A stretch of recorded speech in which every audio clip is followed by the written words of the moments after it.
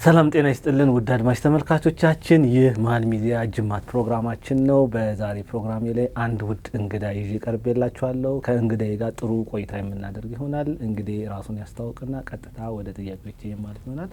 እንግዲህ ባኮትን ራስዎትን ያስተዋውቁ። እንግዲህ ያው ብዙ ጊዜ ይታወቃሉ በሚዲያ ላይ መምህር ታዬ ቦጋለ እባላለሁ። መሀል ሚዲያ በዚህ መልክ ቃለ መጠይቅ እንድናደርግ ስለጋበዘኝ ለመሀል ሚዲያ ቤተሰቦችና ይህን ቪዲዮ ለሚመለከቱ ሁሉ ሰላምታ ይድረስ። እናመሰግናለን። ጥሬን ደግሞ አክብረው እዚህ ድረስ ስለመጡ በጣም አመሰግናለሁ። ለእርስዎ ቀለል ይላል ብዬ ከማሰበው ጥያቄ ጀምርና እያጋጋለው እንሄዳለን ማለት ነው። እንግዲህ በተደጋጋሚ ጠቅላይ ሚኒስትር ዶክተር አብይ አህመድ ላይ ጥሩ አስተያየት ሲሰጡ ይሰማል እና አንዳንድ ሰዎች ያው ጠቅላይ ሚኒስትሩ ላይ በጣም የተለየ ምስጋና ይሰጣሉ።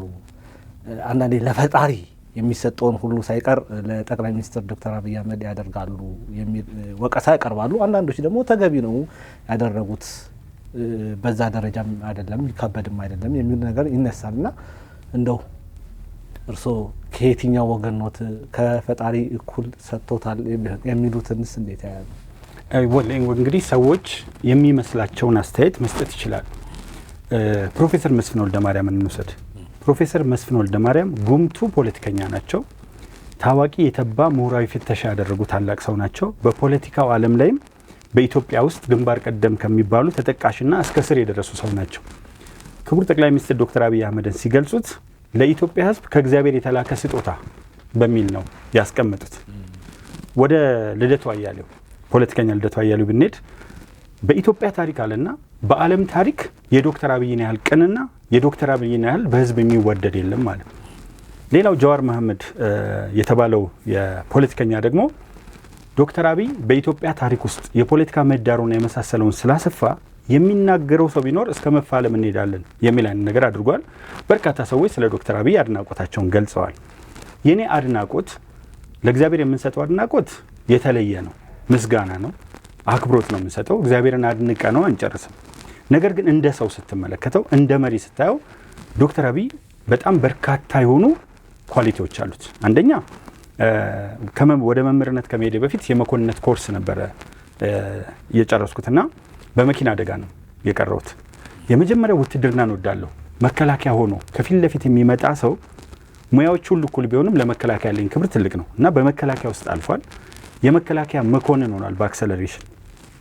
ከዚህ ውጪ ኢንሳ ውስጥ ገብቶ በሚሰራበት ጊዜ ኢንሳን ትራንስፎርም ካደረጉ ታላላቅ ሰዎች ግንባር ቀደም ማን ነው ብለህ ብታስብ ኢንሳ ስትል ዶክተር አብይ ነው የሚመጣል። ከዛ በኋላ የተለያዩ ደረጃዎችን አልፎ ወደ ስልጣን ሲመጣ ትልቅ ስራዎችን አየው።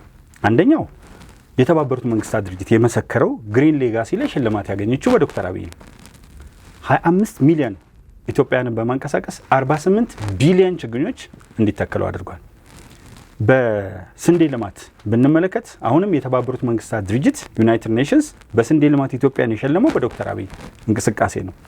ስለዚህ ይሄ ሰው በእያንዳንዱ መስክ ላይ በሚሊተሪ ብትሄድ ኤሊት ሰራዊት በመፍጠር ሂደት ውስጥ ግንባር ቀደሙን ሚና ይዛል። የሰራዊቱን ነገር ማስተካከል በጣም ተናጋሪ ነው፣ ጸሐፊ ነው፣ ደራሲ ነው፣ ቆራጥ ነው፣ ለሀገር እስከ መስዋዕትነት የተሰለፈ ሰው ነው። ከዛ ውጪ ዶክተር አብይን በምስራቅ አፍሪካ ውስጥ በአፍሪካ ውስጥና በኢትዮጵያ ታሪክ ውስጥ መለከተውና በጣም ለየት ያለ ሰው ይሆናል። ስለዚህ አድናቆቱ የሚመስለው ምንድነው? ሰዎች የሚያደንቋቸውን ሰዎች ስታይ ሀገር የሚያፈርሱ ሰዎች የሚያደንቁ ይከተሉ አሉ። በብሔርና ብሔረሰብ መካከል ግጭት የሚፈጥሩ፣ በሃይማኖትና ሃይማኖት መካከል ግጭት የሚፈጥሩ ሰዎች አሉና ዶክተር አብይን የቅርብ ጊዜ ላንሳል። ደርግ ወደ ስልጣን ሲመጣ አንድ ሰው የፖለቲካ ስርዓት ውጤት ነው። ደርግ ወደ ስልጣን ሲመጣ ኃይለ ሥላሴን ገደላቸው። አሰቃቂ አቀባበር ነው የቀበራቸው። የኢትዮጵያ ኦርቶዶክስ ተዋሕዶ ቤተክርስቲያን ፓትርያርክ አቡነ ቴዎፍሎስን ገደለ። ታላላቅ የሆኑ ሰዎችን ገደላቸው። ከዛ በኋላ ከደርግ ውጪ ርዕዮተ ዓለም ኢትዮጵያ ውስጥ አይታሰብም። ከኢሰፓ ውጪ በፊት የሰፓኮ ነበር። ከዛ በፊት ደግሞ ሰደድ ምናምን ነበር እና ማርሌድ ውስጥ ያሉ ናቸው ማርክስ ሌኒስ ድርጅቶች ህብረት እና ያ ስርዓት ሌላ አይነት አማራጭ የሚቀበል አይደለም፣ የብቀላ ስርዓት። ከዛ ህወሓት መጣ። ህወሓት ሲመጣ በተመሳሳይ ሁኔታ የኦርቶዶክስ ቤተክርስቲያን ፓትርያርኩ ከሀገር ተሰደዱ። ኢትዮጵያውያንን በሙሉ በየትኛው ማመለካከት ሂዱ ኪራይ ሰብሳቢ የሚል ማህበረሰብ እንደ ማህበረሰብ ትምክተኛ ጠባብ እያለ የሚፈርጅ ስርዓት ነበር። ከሱ ውጪ ሌላ አመለካከትን አኮሞዴት ማድረግ የማይችል ነው። ክቡር ጠቅላይ ሚኒስትር ዶክተር አብይ አህመድ ሲመጣ ግን እስር ላይ የነበሩትን የፖለቲካ መሪዎች መፍታት ብቻ አይደለም፣ ሶስቱን ጄኔሬሽን ደርግ ሲመጣ የቀድሞውን ጄኔሬሽን በሙሉ ፈርጆ ነው ያባረረው። ህወሓትም ሲመጣ የቀድሞውን ጄኔሬሽንና የደርግ ባለስልጣናትን በሙሉ በማባረር ነው። ዶክተር አብይ ሲመጣ ግን ሶስቱን ጄኔሬሽኖች እኔ ብዙ ጊዜ ማነሳው እንዲህ ብዬ ነው፣ የክቡር አባዱላ ገመዳን ጄኔሬሽን፣ የራሳቸው የለውጡን ጄኔሬሽንና አዲሶችን በመተካት መጣ። በጣም በቂም ይፈላልጋሉ ብለን የምታስባቸውን አንዳንዴ በህይወት ውስጥ በጣም የሰደቡ በጣም ያንቋሸሹ ሰዎችን በእኔና በሱ መካከል ያለውን ጠላትነት ነው ማጥፋት ያለብኝ የሚልና በአጠቃላይ ሲመጣ በ22ቱም 22 ይመስሉኛል የሚኒስቴር መስሪያ ቤቶች ለውጥ ያመጣ፣ ከተሞች ላይ ገጠር ላይ የማይታሰቡ አይነት እንደገና ደግሞ ጥቃቅንና አነስተኛ ኢትዮጵያ ውስጥ ለምሳሌ አርከበ ቁባይ በጣም ይደነቁ ዶክተር አርከበ ቁባይ እኔም አደንቃቸዋለሁ፣ ግን የተደነቀው በጥቃቅንና አነስተኛ ነው። ዶክተር አብይ የመጣው ግን ከሜጋ ግዙፍ ፕሮጀክቶች ጋር $10 ቢሊዮን የሚያወጣ የአየር መንገድ ፕሮጀክት ሲፈራረም በቢሊዮን አካባቢ ነው። ሌላው የተረከባት ሀገር ምን አይነት ናት? ብሔራዊ ባንክ ውስጥ $900 ቢሊዮን ብር እዳ ነበር። 900 ቢሊዮን ይህን ወደ መንግስት በመውሰድ ባንኩ ኦልሬዲ ፍሪዝ አድርጓል። ወደ መንግስት በመውሰድ 3.5 ትሪሊዮን ኢንጀክት አድርጓል። 1.5 ትሪሊዮን ኢንቨስትመንት ሆልዲንግ አምጥቷል። ከዚህ በኋላ ኢትዮጵያ 9.3 ቢሊዮን አሁን ባለው ነው እንትን ያልኩት ያለውት አሳድጓል። ግን ከመጀመሪያው ሲመጣ የነበረውን ጥንካሬ ያደርጋቸው የነበሩ ንግግሮች በተለያየ ጊዜ የሚነሱ የፖለቲካ ጥያቄዎችን መመለስ በሚያስችል ሁኔታ ሄደዋል። ሌላው አጠር አድርጌ ለመጨረስ ሰፋ አድርገህ ልጠይቀን ትችላለህ። ኢኮኖሚክ ዲሞክራሲ አለ። በኢኮኖሚክ ዲሞክራሲ ተአምር ፍሪ ኢንተርፕራይዝ ላይ ትልቅ ለውጥ አምጥተዋል። ሶሻል ዲሞክራሲ በምንለው በትምህርት ብንመጣ አዲስ አበባን ብቻ እንደ አንድ ሞዴል ብንወስድ ስራውት ኢትዮጵያ ነው፣ ግን 14 ትምህርት ቤቶች በአንድ ዓመት ውስጥ አልቀዋል። ይሄ አዲስ አበባን ክብርት ከንቲባ ይመራሉ፣ ነገር ግን ቀጥታ ተጠሪነቷ ለጠቅላይ ሚኒስትሩ ነው። እያንዳንዱን ፕሮጀክት ይከታተላል። 28 የጤና ተቋማት ተመርቀዋል፣ ሪፈራል ሆስፒታልን ጨምሮ። የዘውዲቱ ሆስፒታል ከ90 ዓመት በኋላ ደብል አድጓል። ከታሪክ አንጻር ደግሞ ስናይ የአድዋ 00 ማንሳት እንችላለን። ገበታ ለሀገር አዳዲስ ሀሳቦች፣ ገበታ ለሀገር፣ የሌማት ትሩፋት፣ ማዕድ ማጋራት፣ የነገዋ ሴት ፕሮጀክት፣ የተለያዩ የምናያቸው ነገሮች በሙሉ ዶክተር አብይን የሚያስመሰግኑት ናቸው። ስለዚህ በአፍሪካ መሪዎችም ደረጃ በመለከተው በዓለም ታሪክ ውስጥም ስመለከት ካሉት ውስጥ ከልደቱ እንዳልዋስ እንጂ በጣም የተለየ ለየት ያለ መሪ ነው። ስብዕናው ራሱ ይገርማል። አንደኛ እድሜውን ታያለ። ብዙ ጊዜ ዓለም ላይ ታላላቅ መሪዎች 70 ቤት 60 ቤት ምናምን ከሆኑ በኋላ ይመጣሉ። ግን 40ዎቹ አጋማሽ አካባቢ እንደውም መጀመሪያ ላይ ነው የመጣውና የሄደበት ርቀት ኮንሲስተንት ነው፣ አይቀየርም። ኢቨን ክሪቲሳይዝ የማደርግበት እንደ ሰው ነጥቦችን እየደፈነ ያሳይ። አንድ ነገር ምሳሌ ላንሳለን። የተለያዩ ተቃዋሚዎች መሳሪያ ይዘው ገቡ። ኦነግ፣ ኦብነግ፣ አዲሃን የተለያዩ እና እንዴት አርበኞች ግንቦት ሰባት እንዴት ተቀናቃኝ የሆኑ መሳሪያ ይዘው ይገባሉ? መሳሪያ ይዘው ገቡ ማለት ሀገር አፈረሱ ማለት ነው። እና ለዚህ አስቻይ ሁኔታ እያመቻቸ ነው የሚል ብዥታ ነበረኝ። በኋላ ግን አርበኞች ግንቦት ሰባት ፕሮፌሰር ብርሃኑ ነጋን ወልዶ መሳሪያቸውን አስቀምጠው እንደውም የብልጽግና ቢቡድን እስከሚባሉ ድረስ ከንዶ ነው መጡ። ምርጫ ላይ እንወዳደራለን፣ ከዛ ውጭ ግን በራዕይ አብረን እንሰራለን የሚለው ነው። አዲሃን በተስፋውን ዓለም ነው የሚመራው የአማራ ዲሞክራሲ ኃይሎች ንቅናቄ መሳሪያውን አስቀምጦ ወደ ሰላም ገባ። የኦጋዴን ብሔራዊ ነጻ አውጪ ግንባር ረጅም ትግል በኢትዮጵያ ታሪክ ውስጥ ያደረገው እሱ ነው። መሳሪያውን አስቀምጦ ከሶማሌ ክልል ጋር አብሮ መስራት ጀመረ። የገቡት በሙሉ ሰላም ፈጥረው አንዳንድ ጫካ ውስጥ ይቀሩ። ለምሳሌ የሸኔ ኦነግ ትልቁ ኦነግ በጃልመሮ የሚመራው ሲቀር ግን ከጃልመሮ በላይ የሚታወቁት የኦነግ መንፈስ ክቡር ሌንጮ ለታ ናቸው፣ አማካሪ ናቸው። ክቡር ዶክተር ሌንጮ ባቲ አምባሳደር ናቸው። ክቡር ቀጀላ መርዳሳ ሚኒስተር ነበሩ፣ አሁንም አንድ ቦታ ላይ ፖዚሽን አላቸው። ከዚህ አንጻር መሳሪያ ይዘው የገቡት ሰዎች መሳሪያቸውን ጣሉ። ይሄ በከፍተኛ ኖሌጅ ሳይሆን ዊዝደም ከኖሌጅ የመጨረሻ ደረጃ ሰልፍ አክቹዋላይዜሽን ላይ ሲደረስ የሚመጣ ነውና ዶክተር አብይን አደነኩት ብዬ እኔ ያቃተኝ ነገር ምንድነው? ማድነቅ ነው። ለምን አንድ ሰው የሚሰጠው 24/7 ነው። አሁንም ማጋነን ይመስላል። እሱ ግን ተጨማሪ ሰዓት አለው ወይ እስከምል ድረስ ኦምኒ ፕሬዘንት የሚባሉ አሉ፣ ሁሉም ቦታ የሚገኙ ሰዎች። እንደሱ እስከመሆን ስለሄደ እኔ እንደ ፈጣሪ አላከበርኩትም፣ እንደ ሰው ግን እንዳላከብረው የሚያደርገው ኳሊቲ የለም። ቤቱን ያው ባለቤቱን በከፍተኛ ፍጻሜዎች ላይ ፊት ለፊት ይዟት ነው የሚሄደው ብቻ ሳይሆን 36 አካባቢ ትምህርት ቤቶች ራሱ በጻፈው መጽሐፍ ትመራለች፣ ግዙፍ ፕሮጀክቶችን ትመራለች። ጉዲፈቻ ሳይሆን ልጅ ነው። በኦሮሞ እንትን ውስጥ ከቤቱ ነው የጀመረው። ቤተ መንግስቱ ምን ይመስል እንደነበር አውቃለሁ። ከህወሓት በፊት ስለሆነ አዲስ አበባ የገባሁት ቀና ብለን ማየት የምንፈራበትን ቤተ መንግስት እንዴት አድርጎ ቀየረው። ይሄ ሰው ትራንስፎርም ያላደረገው ያለወጠው ነገር ምንድን ነው? በአንድ ዓመት 3 ሚሊዮን የስራ ዕድል 400,000 የውጭ ሀገር ህጋዊ የስራ ዕድል ማይታሰብ ከሆነ ሰው ሜዲትራኒያን ባህር ሊቢያ በረሃ ላይ በሚቀርበት ሁኔታ ዜጎች ክብራቸው ተጠብቆ እንዲሄዱ ማድረግ ከዲያስፖራው ጋር የጀመራቸው ግንኙነቶች በኋላ ላይ ያው የተቃውሞ የአፍሪካ ፖለቲካ ካላስቸገረው ይሄን ሰው እዚህ ቀረሽ አልለው። ምክንያቱም አንድ ሰው በዚህ ደረጃ እየሮጠ እልፍ ስህተቶች መስራት አለበት። ግን ማየት ከበደኝ፣ ስህተቶችን ማየት ከበደኝ። አንደኛ በደንብ ነው የሚያማክረው። እንደሚያማክር የምታውቀው አርቲፊሻል ኢንቴሊጀንስ እንዴት እንደተንቀሳቀሰ ስታይ በአፍሪካ ትልቁ ሙዚየም ኢትዮጵያ ውስጥ ነው ያለው። የህዳሴው ግድብ በትክክል 100% አውቃለሁ በምንም ተአምር አያልቅም ነበር። ያንን ግዙፍ ግድብ ሜቴኮች የበሉትን ገንዘብ አሁን በክብርት አዜብ መስፍን የቀድሞ ጠቅላይ ሚኒስትር ባለቤት ማየት ይቻላል። እንዲህ የተዘረፈ ሀገር ባዶ የሆነ ካዝና ውስጥ መጥቶ በባዶ ካዝና ውስጥ አልፎ ያስጨረሰበትን ሂደት ስታየው በዲፕሎማሲ ኢትዮጵያ ከገልፍ ሀገሮች ጋር አትታወቅም። ገልፍ በለው ከገልፎች ጋር አለ። ብሪክስ በለው ይሄ ብራዚል፣ ራሽያ፣ ኢንዲያ፣ ቻይና እና ሳውዝ አፍሪካ ባሉበት ግሩፕ ውስጥ አባልም ሆነናል። ከዛ እለፍ የአሜሪካ የአፍሪካ ጦር አዛዥ ከክቡር ጠቅላይ ሚኒስትር ዶክተር አብይ ጋር ጣሊያን ትፈራረማለች። እዚህ ጋር አለች፣ ፈረንሳይ አለች። የትኛው ከቻይና የታወቀ ነው። ከቱርክ ጋር የሚገርም አይነት ነገር ነው። እና እነዚህ አይነት ግንኙነቶች የዲፕሎማሲ ግንኙነት በቀላሉ የሚመጡ አይደሉም። ይሄንን እንዴት ቻለ? እንደውም ምንድነው ያሉት ክቡር ነፍሳቸውን ይማረውና ፕሮፌሰር መስፍን ወልደማርያም አእምሮን እንደምን ቢያሰለጥነው ነው። እንግዲህ እሳቸውን ያህል ሰው ሚተች ማይዋጥለት ሰው የለም። አዲስ አበባ ዩኒቨርሲቲ ይታወቃሉ። ክሪቲሲዝም ላይ በጣም ፖዚቲቭ የሆነም ዲስትራክቲቭ ጭምር ክሪቲሲዝም ላይ የሚታወቁ ናቸው። ኮንስትራክቲቭ ብቻ ሳይሆን እሳቸውም አድንቀውታል። እና ድንገት ብዥታ ይሆን ስል የተለያዩ ሰዎችን ንግግር ማምጣት ጀመርኩ። አሁን እሱ ጋር እየሰሩ ያሉትን ሰዎች ያቸው ምን አስነካቸው? አሁን ብዙ ሰው የሚለው ምንድን ነው ትላንትና እኮ መዋዘ ጥበባት ዲያቆን ዳንኤል ክብረት እንዲህ ነበር፣ ምን አስነካው? ፕሮፌሰር ብርሃኑ ነጋ በትምህርታቸው ፕሮፌሰር ናቸው፣ በሀብት ችግር የለባቸውም፣ ይኖሩበት የነበረው ሀገር አሜሪካ ነው። ምን አስነካቸው ይላሉ። ያስነካቸው ራእዩን ነው። እኔ ያንን ራእይ ማየቴ ነው ዶክተር አብይን እንዳደንቀው ያደረገኝ። ረዘም ያደረኩት ይመስለኛል። ቴንክ በጣም እንግዲህ አሁን ቅድም የጠቀሱልኝ ፖለቲከኞች አሉ፣ እነ ጀዋርን እነ ልደቱ የመሳሰሉት ማለት ነው። እነዛ ሰዎች በዛን ያክል ደረጃ አክብረውት ዛሬ ደግሞ ሌላ ቦታ ላይ ነው ያሉት ማለት ነው። ኢቨን ኢፍ ምን ይላሉ ለውጡ ሀዲዱን ስተዋል ይላሉ። እና ምናልባት እርስዎ እንደነ ልደቱ ያልታዩት ነገር ይኖር ይሆን? እነ ልደቱ ልክ ናቸው አለማለት እንችላለን? መጀመሪያ የእነዚህን ሰዎች ስብዕናም በአጭሩ ማየት ይቻላል።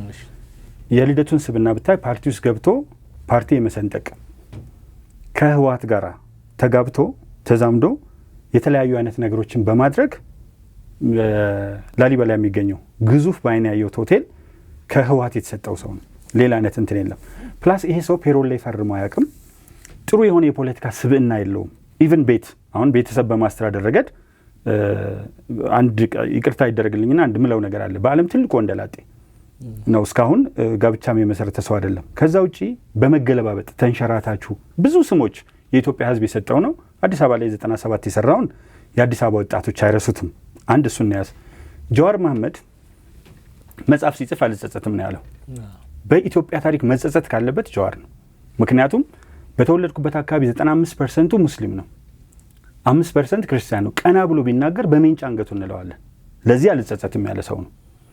በሱ ምክንያት ለተፈጠሩ በርካታ ነገሮች አልጸጸትም ያለ ሰው ነው። እና እንደ ጀዋር መጸጸት ያለበት የለም። ኢቭን የአዲስ አበባ ሰዎች ድሆች ቆጥበው ኮንዶሚኒየም አግኝተው ሊገቡ ሲሉ ሜንጫ ይዞ ሄዶ ቄሮ ያልሆኑ ግን ከሜዳ ላይ ልጆችን ሰብስቦ አይገቡም ብሎ የቆመ ሰው ነው። እና ይሄ ሰው ሞራል የለውም። ኢቭን ኢትዮጵያን አይወዳትም። ምንድን ያለው ሲፈልግ በሙስሊም ይመጣል። የእስልምና ሃይማኖት በማይከተለው መንገድ ምን አለ? ኢትዮጵያ ያለው ሙስሊም ሲከበር ሶማሊያ አይደለም፣ ሶማሊያ ያለው ሙስሊም ይከበራል፣ የመን ያለው ሙስሊም ይከበራል፣ ሊቢያ ያለው ሙስሊም ይከበራል የሚል የሃይማኖት ጽንፈኝነት ሲፈልግ ያራምዳል። እያጣቀሰ መሄድ ነው። ሌላው ሁለቱም ለምንድን ነው ከዶክተር አብይ ጋር የተጋጩት የሚለውን እናምጣ። አንደኛ ኤክስፔክቴሽን ነበራቸው፣ ስልጣን ልናገኝ እንችላለን የሚል ቀቢጸ ተስፋ ነበራቸው። ወይም ደግሞ እንደ ህወሓት ዘመን በተለያዩ አይነት ሁኔታዎች እንገባለን የሚል እንቅስቃሴ ነበር። ኢቭን ጃዋር ምንድን ነው ያለው? ሁለት አይነት መንግስት አለ። ተመልከት፣ አምባገነናዊ መስመሩ የምትመለከተው ዶክተር አብይ የሚመራው የብልጽግና መንግስትና እኔ የምመራው የቄሮ መንግስት አለ። ይሄ ሰው መንግስትን ፖለቲካል ሳይንስን ያጠናው አጋጣሚ እሱ ዩኒቨርሲቲ ሜጃ አይቼ ነበር እና ከስታንፈርድ ብሪጅ ዩኒቨርሲቲ የተመረቀው መንግስት ማለት ህግ አውጪ፣ ህግ አስፈጻሚ፣ ህግ ተርጓሚ ያለው አካል ነው። ቄሮ ደግሞ ምንድን ነበር አደረጃጀቱ የምናውቀው ነው። ይሄ ሰው ሁለቱም የፈለጉት ምንድነው ከመስከረም 30 በኋላ መንግስት የለም አሉ። ልብ አድርግ፣ አንድ ሀገር ውስጥ በህገ መንግስቱ አምነህ በተቋቋመ ምርጫ ቦርድ ተቀብለህ ከመጣ በኋላ ምርጫ ቦርድ የነበሩትን የተለያዩ ሲቹዌሽኖች አጥንቶ ይራዘም ሲል እነ አብን እነ ኢዜማ ሌሎቹ ፓርቲዎች ምርጫ መራዘሙን ተቀበሉ። ምክንያቱ አሳማኝ ስለነበር በወቅቱ። እነዚህ ሰዎች ግን ከመስከረም 30 በኋላ መንግስት የለም ሁላችንም እኩል ነን የሚል ነገር ያዙ። እኩል እንዳልሆኑ አዩ። ሁለቱም ራሳቸውን ማረሚያ ቤት አገኙት። ከዚህ በኋላ በቀጥታ ወደ ተቃውሞ ጎራ ተቀላቀሉ እንጂ የለውጡ የመጀመሪያ እንቅስቃሴ ስለቀነሰ አይደለም። አንደኛው ለውጡ ቅድም እንዳነሳሁት በኢኮኖሚ ዲሞክራሲ ኢትዮጵያን ላይ ያደረሰ ነው። 9.3 ቢሊዮን ዶላር በአንድ ዓመት ውስጥ የውጭ ንግድ ማለት ምን ማለት ነው? ከዘንድሮ ብቻ 3 ቢሊዮን ዶላር ይገኛል። ስለዚህ እነዚህ ሰዎች የሚያጣጥሉበትን ላሳየ። ለምሳሌ ጀዋር አንድ ነገር አለ። መንግስት በሚሊዮኖች ሄክታር እያረሰ ነው። በሚሊዮኖች ነው ሄክታር። ጀዋር ግን ፌስቡክ ገጹ ላይ የለጠፈው ምንድነው? አንድ የገበሬ ማሳ የምትባል ትንሽ የበሬ ግንባር የምታክል እሷን ብልጽግና ፈረሰ ብሎ ለጠፈ። ባህር ኃይል ካልነበረበት ሰርቶ አየር ኃይሉን እጅግ አዘምኖ 100 ሚሊዮን ዶላር የሚያወጣ ጀት አየር ኃይላችን ያዘጋጃል። እንግዲህ 100 ሚሊዮን ዶላር ማውጣቱ ብቻ አይደለም፣ 5 ዓመት ጠብቀ የምታገኘው ወረፋ ይዘ ብሔራዊ ክብርህን እንትን ብለህ አዋርደ የምታገኘውን ኤሊት ሰራዊት ፈጠረ። እግረኛው ምን እንደሚመስል አይተሃል። ፌዴራል ፖሊሱ እስከ ታች ያለውን አደረጃጀት በምን ደረጃ እንዳደራጀት ትመለከታለህ። እሱ ግን ምን አለ? አንድ ሚሊሻ አጠጥተውት የጀዋር እንትኖች ናቸው እርግጠኛ መሆነው፣ ምክንያቱም ቪዲዮ ቀርጸው ይላኩለት። ለዚሁ ፐርፐዝ አንድ ሚሊሻ አጠጥቶ ወደቀ። ሚሊሻም መምህርም ጤና ባለሙያም የባንክ ሰራተኛም ከዛ ውስጥ 10 ሰው ሊወድቅ ይችላል። ግን የአብይ አህመድ ሰራዊት ነው ያለው ሚሊሻውን፣ አንዱን ሰካራሙን ሚሊሻ። ግን ሰራዊቱ ምን እንደሚመስል ኢትዮጵያ ህዝብ ያውቀዋል። እነዚህ ሰዎች ሙሉ በሙሉ ቀቢጸ ተስፋ ነበራቸው የስልጣን። ሰውየው ደግሞ አይሰጥም። በጣም ዶክተር አብይ የሚገርመው ነገር አመራሮችን አይተ ከሆነ ከህወሓት ጋር አብረው የነበሩትን ህወሓት መራሹ ያድግ ላይ የነበሩትን የተሻሉትን ወሰደ፣ ያልተሻሉት ደግሞ እየተንጠባጠቡ አቅም እያነሳቸው እየወደቁ መጡ። ይሄ ሰው ወጣቶችን አካተተ፣ ሴቶችን ቅድም ያላነሳሁት በኢትዮጵያ ታሪክ ወጣት እንደዚህ ተሹሞ አያውቅም። ሴቶች በዚህ ደረጃ በርካታ ሚኒስትር መስሪያ ቤቶች ውስጥ ኮሚሽን ላይ መጥተው አያውቁም። ይሄንን ሲያደርግ የቱ ጋ ነው ለውጡ ሀዲዱን የሳተው?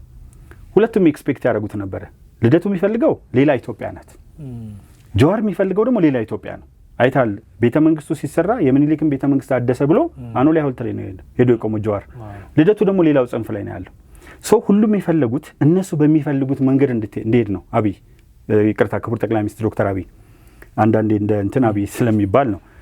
እሱ ግን 86ቱን ብሔረሰብ ያዘ። በሃይማኖት ናልኝ ቅድም ፓትሪያርክ ከመግደል ፓትሪያርክ ከሀገር ከማሰደድ ስርዓት ውስጥ ወጥተን ለቤተ ክርስቲያን ለሲኖዶስ ትልቅ ህንፃ መስራት፣ ሲኖዶሶችን ማስታረቅ፣ ለአባቶች ክብር መስጠት፣ ለመስቀል በዓል 8 ሚሊዮን ብር ተመድቦ ክብርት ከንቲባዋ ተገኝተው ነጠላ ለብሰው በኦርቶዶክሳዊ አለባበስ መገኘት እምነታቸው አይደለም። እነዚህ ነገሮች ትመለከትና የት ጋ ነው ለውጡ ሀዲዱን የሳተው? ከሪሊየስ ዲሞክራሲ አንጻር የሚባለው ሌላ ነው። ኢሬቻን ለምን አየን ከሆነ ሌላ ነገር ነው ለነዛኞቹ። የጀዋር ደግሞ ሌላ አይነት ነው። ምንም አይነት ማትገልጸው ነው። ለምን? ትልቅ የሆነ የፖለቲካ ፍላጎት ብቻ አይደለም፣ ከኋላ የሚነዱት ኃይሎች አሉ። ህወሓት አጋልጣለች። አንድ ግብጽ ላይ የነበራቸውን የነ ጀዋርን እንቅስቃሴ ግብጾቹ አብረዋቸው ሆነው ኢትዮጵያን ለማፍረስ የሚሄዱበትን ጉዞ ይመለከታሉ። ሌላው ጀዋር አሜሪካዊ ዜጋ ነው 100%። ያኔም ተናግሬ ነበር። አሜሪካዊ ዜጋ ባይሆን ኖሮ መልሻለሁ ብሏል። ከመለሰ መግባት አይችልም አሜሪካ። ማንኛውም የህግ ሰው አሜሪካ ውስጥ ያለ ይሄንን የህግ ሰው አይደለም ማንኛውም ሰው ያውቀዋል። ላይፋቸው በማጭበርበር ላይ የተመሰረተ በማጭበርበር የተሞላ ስለሆነ ለውጡ ሳይሆን ሀዲዱን የሳተው እነሱ ያሰቡት ስላልሆነላቸው የሚፈልጓት አይነት ኢትዮጵያ ስላልመጣች 86 ቋንቋ ተናጋሪ ያለ ኢትዮጵያ ውስጥ ውድ ማንነት ያዛለ። ይሄን የሚያቻችል ነገር ያስፈልጋል። አንድ ምሳሌ ልስጥ። የልደቱ አይነት ፍላጎት ባይናገሩም አጼ ምኒልክ ብቻቸው እንዲቆሙ ነው ሐውልታቸው። የጀዋር ፍላጎት ደግሞ የአጼ ምኒልክ ሐውልት እንዲፈርስ ነው፣ ታሪክ እንዲፈርስ ነው። ይሄ መንግስት ግን ምንድን ያደርገው? አድዋ ሙዚየምን ሲያቋቁም አድዋ 00 ላይ የምታየው ነገር አጼ ምኒልክ ብቻ ሳይሆኑ አብረዋቸው እሳቸውም ይደብራቸዋል እኮ 12 የጦር አመራሮቹ ከነ ታሪካቸው አሉ። አድዋ ላይ የሴቶች ተሳትፎ ይታያል። አድዋ መልክዓ ምድሩ ይታያል። አድዋ ላይ ይዘናቸው የዘመትናቸው መሳሪያዎች ይታያሉ። ከአድዋ ጋር ተያይዞ ፓን አፍሪካኒዝም እዛ ጋር ታያለ። እነ ዶክተር ዊሊያም ኢቡርጋ ዱባይ፣ የነ ማርከስ ጋርቬ፣ የነ ሲልቨስተር ዊሊያምስ፣ የተለያዩ አፍሪካዊ አሰላሳዮች የነ ዶክተር ኳሚ ንክሩማ የመሳሰሉትን ራእዮች እዛ ጋር ትመለከታለ። ዞሬ ስላየሁት ነው። እና የእሱ አካታች ነው፣ ኦል ኢንክሉሲቭ ነው። የእነሱ ደግሞ ገፊ ነው። የተለያዩ ዋልታ ረገጥ አመለካከቶች ናቸው። አይገርመኝም ሻለቃ ዳዊት የሚባል ሰው ኢትዮጵያን ከ1960ዎቹ ጀምሮ አይቷት ማያውቅ የደርግ ባለስልጣን የነበረ ሰው ዛሬ የአንዱ ድርጅት ጫካ ውስጥ ያለ ድርጅት የውጭ ግንኙነት ኃላፊ ነው። ከነዚህ ሰዎች ከባብ እንቁላል እርግብ የመጠበቅ ያህል ስለሆኑ ፖዚቲቭ ይሆናሉ ብለህ አታስብም። እነ ክቡር ጌታቸው ረዳ፣ እነ ክቡር ጀነራል ጻድቃን ገብረትንሳኤ፣ እነ ክቡር ገብሩ አስራት ቀድሞ የትግራይ ክልል ፕሬዚዳንት፣ የተለያዩ ሰዎች በየክልሉ ላነሳል ይችላሉ። ይሄኛውን ለውጥ ተቀብለው የሄዱ ናቸው። ብዙ ተቃዋሚ የነበሩ ሰዎች ዛሬ ወደ እውነታው የመጡ ናቸው። ጋዜጠኞች በላቸው የተለያዩ ሰዎች ምክንያቱም የተፈጠረው የፖለቲካ ስነ ምህዳር የጨዋታውን ህግ ጠብቀው ለሚጫወቱ አሪፍ ነው። ፋውል ለሚሰሩ ለልደቱና ጀዋር ግን እየጠለፍክ ቢጫ ካርድ ተቀይተሃል። ለነሱ አይመቻቸውም እንጂ ዶክተር አብይ ሀዲዱን ቢስት ምንም ምክንያት የለኝም እሱም ማደንቅበት። ስለዚህ የብልጽግና አስተዳደር ወይም የብልጽግና መንግስት ዘረኛ ነው ብለው ለሚያሙት ሰዎች ምንድነው መልሶት? እዚህ ላይ ጥሩ ጥያቄ ነው። በጣም እጅግ በጣም ጥሩ ጥያቄ ነው። ጀዋር ምን አለ? በደንብ ስለምከታተላቸው ነው እያንዳንዱ ንግግራቸውን። ከምኒልክ ተነስቼ እስከ መለስ ብመጣ የኦሮሞ ህዝብ እንደ ዶክተር አብይ የተሰቃየበት ጊዜ የለም አለ። ይህን የሚለው ማን ነው? ጀዋር እና የጀዋር የነ ሕዝቅኤል ገቢሳ ፕሮፌሰር የነ ጸጋዬ አራርሳ ዶክተር ቡድኖች ጸረ ኦሮሞ ነው የሚሉት። የአማራ ጽንፈኞች እንዲህ ብዬ ሌብል ማድረግ አይደለም ግድ ስለሆነ ነው። ጽንፈኛ ኤክስትሪሚስት ቃሉም ስላለ ነው እንግሊዝኛ ውስጥ የገባው። የአማራ ጽንፈኞች ደግሞ የአማራ ጠላት ነው ይለዋል። የትግራይ ጽንፈኞች የትግራይ ጠላት ነው። እነዚህ ሶስቱንም ድምጾች ተሰማቸዋል። ወይራስ ግን መሬት ላይ ብትመል ዘረኛ ቢሆን የኦሮሞ ጽንፈኞች እነሱ በፈለጉት ሰርክሉ ስለሚገባ አጠገቡ ነበር የሚሆኑት። ምክንያቱም እነዚህ ሰዎች አመለካከታቸውም አነጋገራቸውም አንድ ባንድ መናገር ይቻላል ያወጡትን በሙሉ ጽንፈኞች ናቸው። ጠላት ሆነው ለምን ተነሱበት? እነሱ እንደሚፈልጉት የኦሮሞ ነው እንግዲህ የኦሮሞ ዘረኛ ቢሆን የኦሮሞ ጽንፈኞች ከዶክተር አብይ ጋር ነበር የሚሆኑት። ግን ተገፍተው ነው የወጡት። ጠላታችን ነው ያሉት። ከዚህ በስተጀርባ ግን ያለው ነገር ምንድን ነው? ተመልከት። ኳሚ ንክሩማ ሲመጣ ዶክተር ኳሚ ንክሩማ ለጋና የተለየ ሰው ነበር። ይሄ አልተመቻቸውም። ለተለያዩ ፓወርስ በወቅቱ ለነበሩ አፍሪካ እንደፈለገ ለመቀራመት አልፈለጉ። ዩናይትድ ስቴትስ ኦፍ አፍሪካ ሚል ይዞ ነው የተነሳው። ስለዚህ ምን ያደረጉት? በፕሮፌሰር ኮፊ ቡስያ ገለበጡት። ፕሮፌሰር ኮፊ ቡስያ ደግሞ እንዳሰቡት የሚቆረጠም አልሆነም። ምሁር ነው። ጋናን ወደፊት ሊያራምዳት ሲል በጀነራል አቺያምፖንግ አስገለበጡ። 6 መፈንቅለ መንግስት ያደረጉ። ይሄ ግሎባል ፓወርስ አሉ። እነዚህ ግሎባል ፓወርስ ደግሞ ኮንጎ ማየት ትችላለህ። ብዙ ማብራራት ትችላለህ። በኮንጎ ላይ ዲሞክራቲክ ሪፐብሊክ ኦፍ ኮንጎ ከዓለም አንደኛው ሀብታም ናት። ሰርፌስ ላይ በሚታየው ግን ትምህርት የለም ምን የለም። ስለዚህ አሁን የዶክተር አብይ አካሄድ የሚያስፈራ ነው። ኢምፖርት ኤክስፖርት ኢምባላንሱ ዶክተር አብይ ወደ ስልጣን ሲመጣ ወደ ውጭ የምንልከው 20% ነው የሚያድገው። ወደ ሀገር ውስጥ የምናስገባው 80% ነው የሚያድገው። ኦልሞስት እየወደቀች ነበር ኢትዮጵያ፣ ቁልቁል እየወረደች ነበር። እና ይህን ትሬንድ መቀየሩ ለእነሱ ደስተኛ ያደረጋቸው። መድኃኒት እኮ ኤክስፖርት እያደረገ ነው። ብዙ ጊዜ ማናነሳው ኢትዮጵያ መድኃኒት ኤክስፖርት ማድረግ ጀምራለች። ዩሲ አሁን ድሮ ከግብፅ ሪመምበር እኔ ከዚህ ወደ አሜሪካ ሲሄድ የዛሬ 3 ዓመት አካባቢ ብርቱካን ከግብፅ የመጣ ብርቱካን እንገዛ ነበር። ተመልከት። እጅግ የሚያሳዝነው በእኛ አፈር ፈርታይል አሉቪያል ሶይል አለ ከዚህ የሚሸረሸር ከኢትዮጵያ በእኛ አፈር በእኛ ውሃ አምርታ ለእኛ እናመጣ ነበር። ከእኛ ጋር የተወሰደ ብረት ተቀጥቅጦ ለኢትዮጵያ እንደገና ይመጣ ነበር። አሁን ግን አንድ ጀት ገለጽኩል እንጂ $100 ሚሊዮን የሚያወጣ እጅግ በጣም ግዙፍ የሆኑ መሳሪያዎች ኢትዮጵያ እያመረተች ነው። ይሄ ደግሞ ለትራንስናሽናል ሚሊተሪ ምንድነው መሳሪያ አምራች ካምፓኒዎች አስቸጋሪ ነው። እነዚህ ካምፓኒዎች ደግሞ ሁሉም መንግስት የውጭ መንግስት የታክስ ፔየርስ ገቨርንመንት ነው። ስዊድን አንድ ያጠንታ ነበረ ሚሊተሪ መሳሪያ አናምርት ዓለም ሰላም ትሁን ቢባል በቢሊየን ሰው ስራ ያጣል። ዓለም ላይ ከፍተኛ ሰው ነው ያለው። ስለዚህ ዶክተር አብይ አነሳሱ ስለሚያስጠላቸው የኢትዮጵያ ፖለቲከኞች ከጀርባቸው የሚገፋቸው ነገር አለ። እነ ጀዋር እነ ልደቱ ይጮሃሉ እንጂ እንደ ዳማ ጠጠር የሚገፉ ናቸው። ሞሮፍ የአፍሪካን ፖለቲካ ስታጠና የኤዥያን ፖለቲካ የላቲን አሜሪካን ፖለቲካ ስታጠናና ዌስተርን ወርልድ ኢስተርን የተወሰነው አመለጣቸው እንጂ በዓለም ላይ ያሳደረ የሚመጣው ይሄ እንደውም ብናገር ደስ ይለኛል። ኮንጎ ሀብቷ ማዕድኗ ብቻ $34.1 ትሪሊዮን ነው። ይሄ ማለት ከአሜሪካ ጂዲፒ $4 ትሪሊዮን ይበልጣል። የአሜሪካ ጂዲፒ 30 ትሪሊዮን ዶላር ነው። 37 ትሪሊዮን ዶላር ብድር አለባት አሜሪካ ከጂዲፒዋ በላይ። ወል እንግዲህ ይሄ ያላት ሀገር እያንዳንዱን አፍሪካዊ ቀጥሮ ቤታቸው ሰራተኛ አድርገው አንዱን ዘበኛ አንድ 3ቱን የቤት ሰራተኛ አድርገው መቅጠር የሚችሉ ኮንጎዎች ትምህርት የለም። ለምን 126 ህወሓት አይነት ሸኔ አይነት ጃውሳን 126 ቡድኖች አሉ ኮንጎ ውስጥ። ማን የፈጠራቸው? ከ1960ዎቹ ጀምሮ እነዚህ ቡድኖች ጦርነት ለምን አያቆሙም ስትል የኮንጎ ማዕድን እስካላለቀ እንደውም ምሁር ምን ብሎ ጽፏል? የኮንጎ ማዕድን ኢዝ ኢት ኤ ከርስ ኦር ኤ ብሌሲንግ? መረገም ነው ወይስ መባረክ ነው ሲል ከርስ ነው የሆነባቸው። ሊቢያን ውሰዳት። ጋዳፊ ወደ ኋላ ቀልብ ገዛ። 3 ሚሊዮን ነው ዜጋው፣ 6 ሚሊዮን ነው የውጭ ነዋሪው። አንድ ላይ 9 ሚሊዮን ነበር። አይ ሪመምበር እሱ ሊሞት አካባቢ። ይሄ 3 ሚሊዮን ዜጋ ትምህርት በነፃ ነበር የሚማረው፣ ሕክምና በነፃ ነበር የሚያገኘው። ጋዳፊ አምባገነን ቢሆንም ለሊቢያ ጥሩ ነበር። ግን ስላልተመቻቸው ነዳጅ እንደፈለጉ እንዳይዘርፉ መከላከል ሲጀምር ዩናይትድ ስቴትስ ኦፍ አፍሪካ የሚለውን የነ ኳሜ ንክሩማን ነገር ሲያመጣ መቱት። ሶ ለምንድን ነው ካናዳ ማትበጠበጠው? አውስትራሊያ ማትበጠበጠው? አውሮፓ ማይበጠበጠው? አሜሪካ ማይበጠበጠው? ለምንድን ነው ቅድም የጠቀስኳቸው ላቲን አሜሪካ፣ ኤዥያ እና አፍሪካ ውስጥ ያሉ ሀገሮች የሚታመሱት ብለህ ስታስብ ግሎባል ፓወርስ አሉ። እነዚህ ፓወርስ ደግሞ አጋጣሚ ዲፕሎማሲም ትንሽ አጥንቼ ነበር። እነዚህ ፓወሮች ደግሞ ትልቁ ፍላጎታቸው ምንድን ነው? የራስህን ሰው በመጠቀም በአንድ ሀገር ውስጥ ትርምስ መፍጠር ነው። ሶማሊያን አፈርሷት፣ አጠገባችን እኮ አይተናል። አሁን ሱዳን ላይ የወርቅ ተራራ ወጣ። ኢሚዲየትሊ የራፒድ ሰፖርት ፎርስ ከፍተኛ ሰፖርት አግኝቶ በአንድ ወር ውስጥ 10,000 ሰው አካባቢ ነው ህይወቱን ያጣው። ላይቭ ሲሬሽን ሁሉ አይተናል አቡሉሉ። እና እነዚህ ነገሮች ምንድን ናቸው? የእኛ ፖለቲከኞችስ ውጪ ናቸው እኮ ዜግነት ቀይረዋል። ባይዘወይ አንድ ነገር አለ። በኢኮኖሚ መሳተፍ ይችላሉ፣ ካልቸር ላይ፣ ሪሊጂየስ አስፔክት ላይ፣ ሶሻል ኢንቴግሪቲ ላይ፣ ኢንተር ኢትኒክ ሪሌሽን ላይ መስራት ይችላሉ። ፖለቲክስ ግን መመረጥም የዜጎች ነው። ዜግነት ቀይረ ደጋግሜ ማነሳው አንድ ነገር አለ። ሲፈናሰን ለኔዘርላንድ ነው የምትሮጠው። እስክትሰበር ነው ኢትዮጵያን ስታገኝ። አንዴ ወድቃለች ታስታውስ እንደሆነ 3 ኢትዮጵያን ተከታትለው የግድ እሷን ጠልፌ ይልጣል። ሁለተኛ ላይ ለመውጣት ደረጃዋን ሙሉ በሙሉ አጣች። እሷ ትክክል መለያ ለብሳ ነው አከብራታለሁ። ኔዘርላንዳዊ ሆና ነው የምትሮጠው። እነዚህ ሰዎች ግን የኢትዮጵያ መለያ ለብሰው የሚጫወቱት ግን ሌላ ቡድን ነው። እና ይሄ ነው ድንገት መልሼልህ እንደሆነ በጣም አሪፍ ነው መለስልኝ።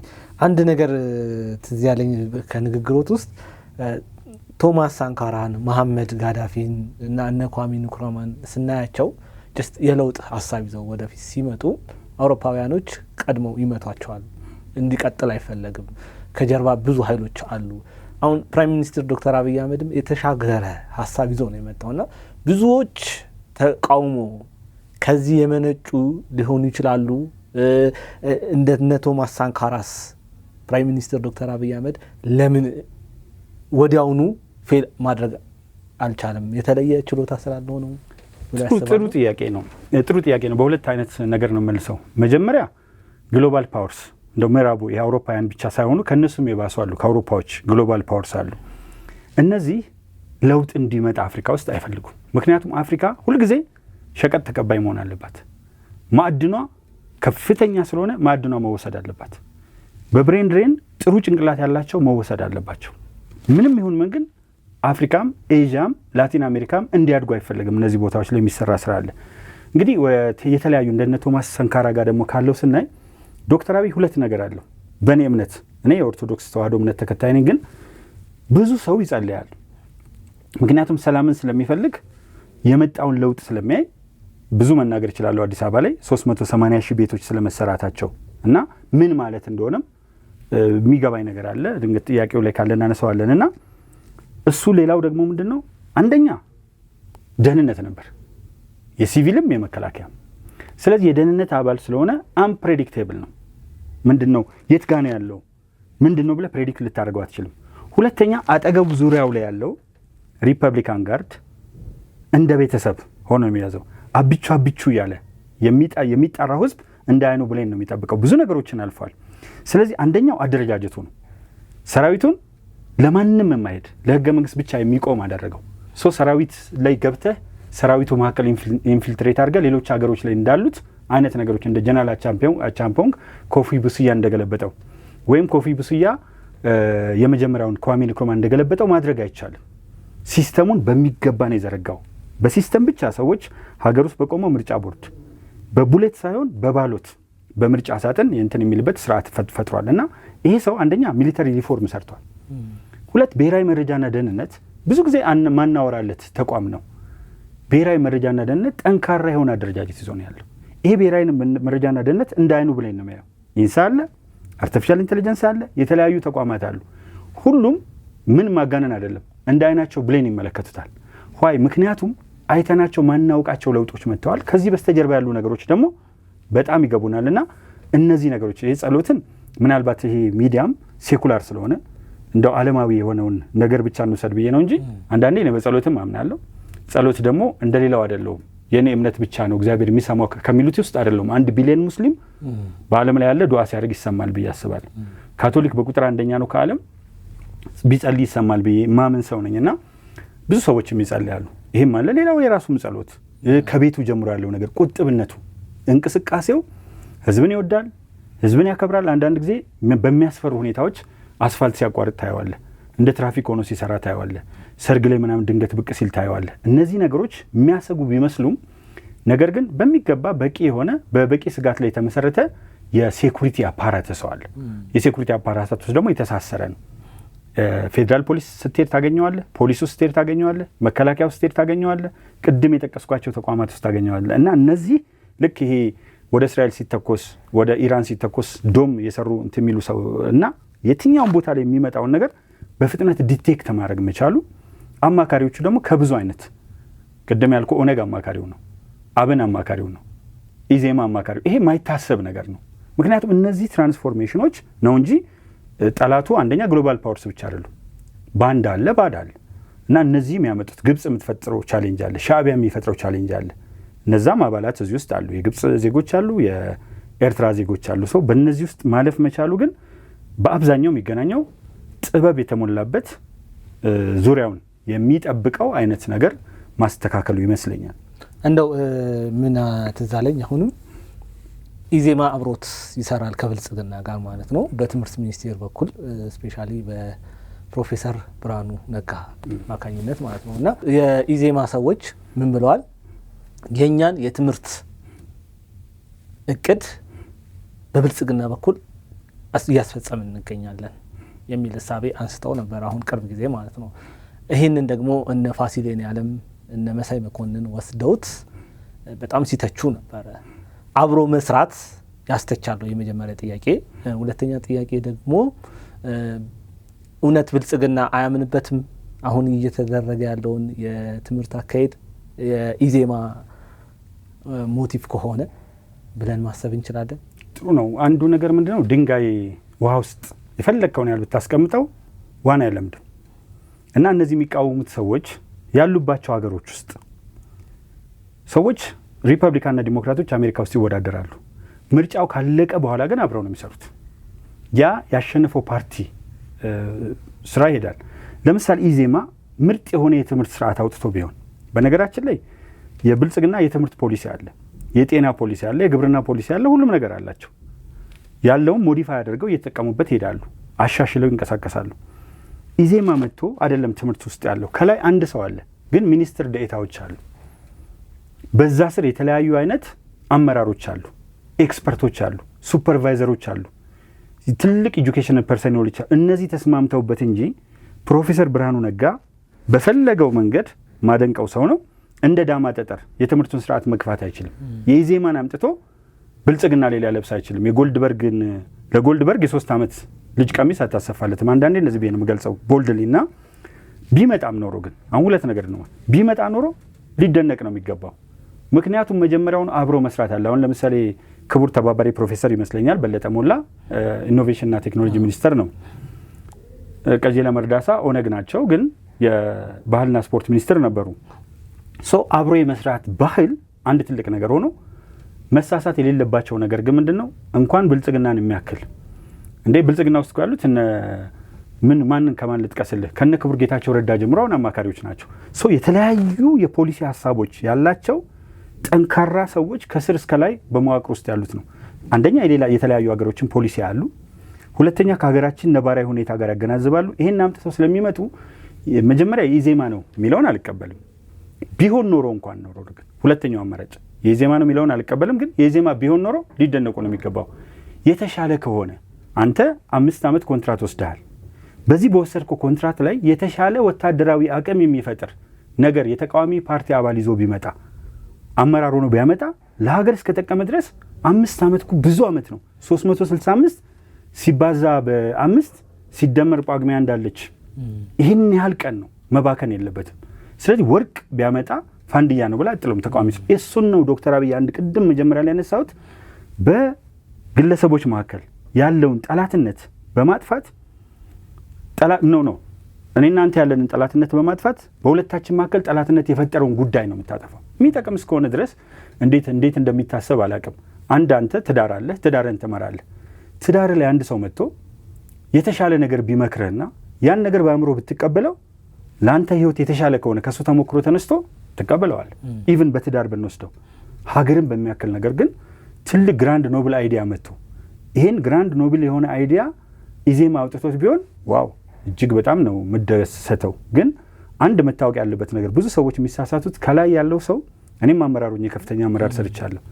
ከላይ ያለው ሰው ብቻውን የሚወስነው ነገር የለም። ብልጽግና ባይቀበለው ይሄ ነገር አይበጀኝም ቢለው አውትራይትሊ ሪጀክት ማድረግ ይችላል፣ መብቱ ስለሆነ እኔም ፖሊሲ ነው ማስኬደው ማለት ይችላል። ግን ፕሮፌሰር ብርሃኑ ነጋ በትምህርት ስርዓት ውስጥ ያለፉ ናቸው፣ ፕሮፌሰር ናቸው፣ ለውጥ ለማምጣት ከፍተኛ ፍላጎት አላቸው። እዚህ ላይ በተለያየ ጊዜ የተነሱትን ጥያቄዎች ይመልሳሉ። አንዳንድ ጥያቄዎች ግን ቻሌንጅ ሊያስነሱ ይችላሉ።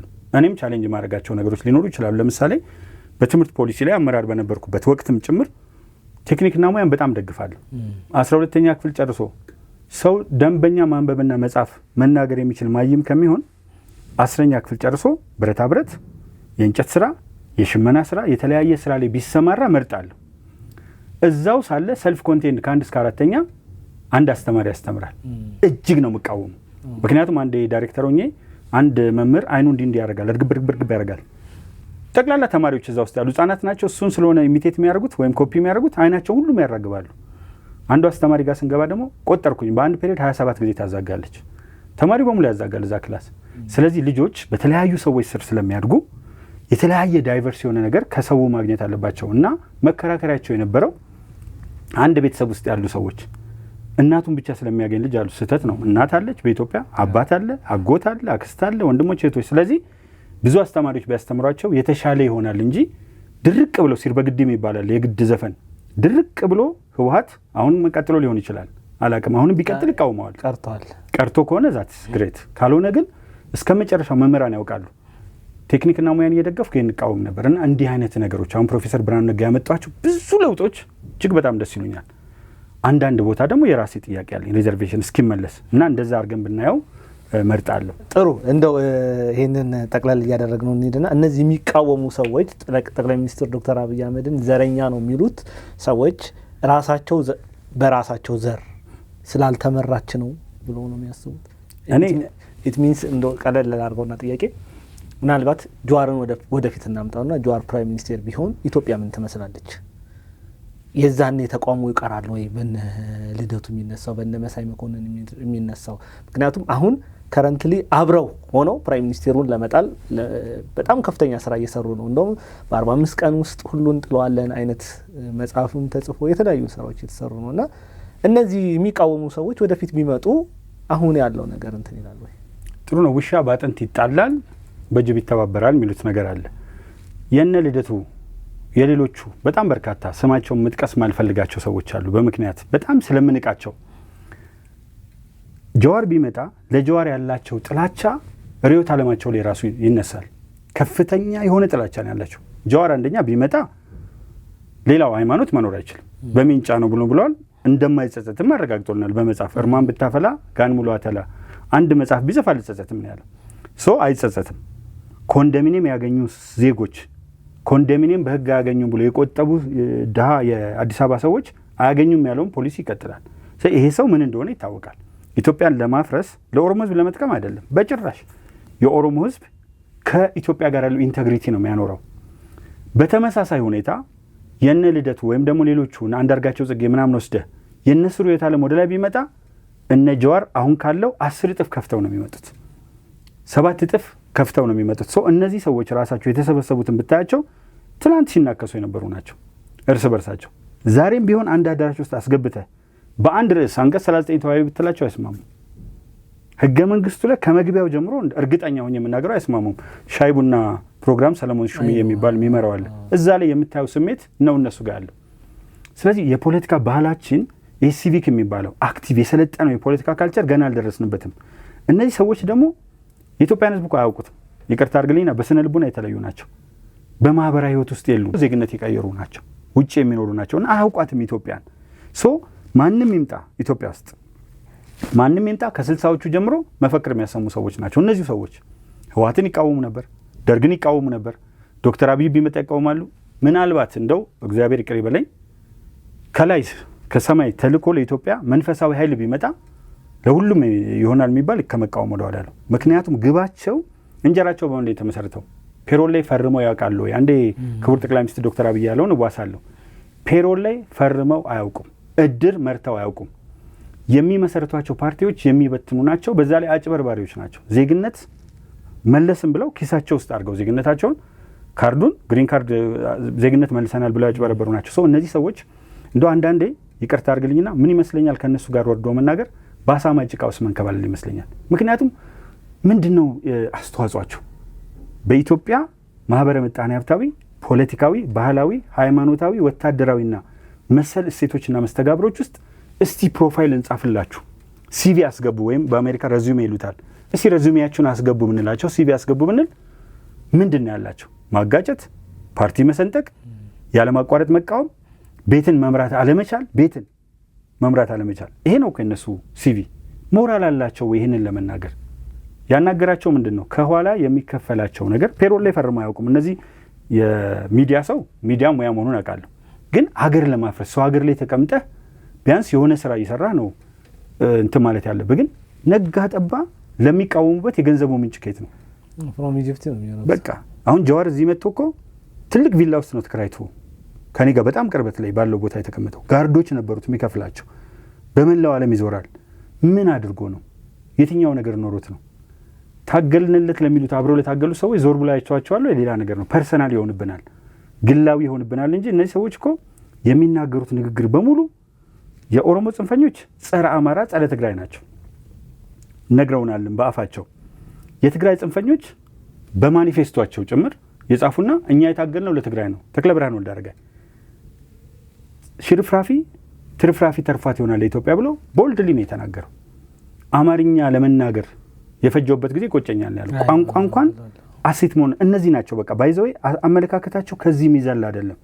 ለዚህ ነው ይቅርታ አድርግልኝና ግድ ስለሆነ ሀገራዊ ጉዳይ ስለሆነ ሌላው ህዝብ እንዲያውቃቸው እንጂ በእነሱ ጭቃ ወርዶ መጫወት ፈልጌ አይደለም ብል ማጋነን አይደለም። ወደ ቀጣይ ጥያቄ ሳልፍ ክቡር ከንቲባ አዳነች አቤቤን የተመለከተ ጥያቄ ነው መጠየቅ የምፈልገው። በሴቶች ደረጃ እጅግ የላቀ ስራ ሰርታለች ብለው ያስባሉ?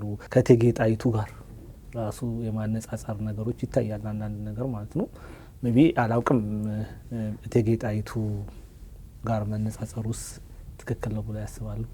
በጣም ጥሩ ነው። እኔ ክብርት ከንቲባዋን ከእቴጌ ጣይቱ ጋር ብቻ አይደለም ያነጻጸርኩት። የእቴጌ ጣይቱን፣ የአበበች ጎበናን፣ የቃቄ ወርዶትን፣ የሎኮንና የኢትዮጵያ ሴት ታጋዮችን ድምር መንፈስ ናቸው ነው። ከጣይቱ ጋር ብቻ ከሆነ ጣይቱን የምናውቃቸው አድዋ ላይ ነው።